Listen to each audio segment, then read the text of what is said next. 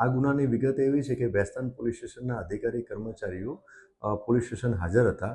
તે દરમિયાન એક સિવિલિયને પોલીસ સ્ટેશન આવી અને એક ઇનપુટ આપેલું હતું કે ભિંડી બજારમાં એક સ્પેસિફિક જગ્યાએ એટલે કે ગુલશનનગર વિસ્તારમાં એક ગાયનું કતલ થયેલું છે અને ત્યાં બીજી પણ ગાયો બાંધેલી છે. આ બાબતે એક સ્પેસિફિક ઇનપુટ આપેલું હતું, જે આધારે સ્થાનિક પોલીસ સ્ટેશનના અધિકારી કર્મચારીઓએ જે બાતમીમાં જણાવેલ જગ્યાએ જઈ અને રેડ કરતા એ જગ્યાએ બે પશુ કતલ થયેલી હાલતમાં પડેલું હતું. એ પ્રાથમિક દ્રષ્ટિએ ગૌવંશના જણાઈ આવેલા હતા અને તેના સિવાય બે પશુ એટલે બે ગાય પાછળના એક ખુલ્લી જગ્યામાં જે ઉપરથી કવર કરેલું હતું ત્યાં બાંધેલા હતા. કુલ 5 ઈસમો હતા. એમાંથી 3 ઈસમો ભાગી ગયેલા હતા પોલીસને જોઈ અને 2 ઈસમોને કોર્ડન કરી અને પોલીસે પકડી લીધેલા હતા.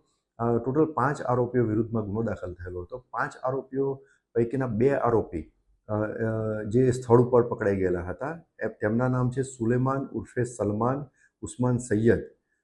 એ મૂળ છે નાંદુરા, જિલ્લો બુલડાણા, મહારાષ્ટ્રનો વતની છે અને હાલમાં એ રજાનગર વાઠેના સલાબતપુરા વિસ્તારમાં રહેતો હતો. એના સિવાય બીજા આરોપીનું નામ છે સાદિક કાલુ શેખ. એ પણ મૂળ મલકાપુરા, જિલ્લો બુલડાણા, મહારાષ્ટ્રનો વતની છે.